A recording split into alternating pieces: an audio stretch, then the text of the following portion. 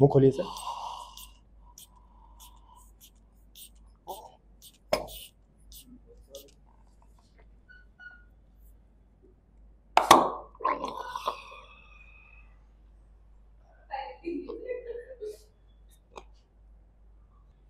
यहाँ कुछ खुला लग रहा है बिल्कुल। बिल्कुल सर, कोल्ड हो रहा था मेरे, तो नाक जाम थी, तो कोल्ड से अब ऐसा फील हो रहा है कि पूरा गले से लेकर के नाक तक खुल गया है। मतलब सांस अपने आप। स्नोरिंग भी होता है आपको रात को होता है सर, कई बार होता है। आज एक बार आप चेक करिएगा स्नोरिंग में आपको क्या चेंजेस जरूर सर, काफी पूरा हेडेक माइग्रेन जो भी है ना वो भी इससे काफी हद तक रिलैक्स फील हो रहा है। रिलैक्स फील हो रहा है। रिलैक्स फील हो रहा है।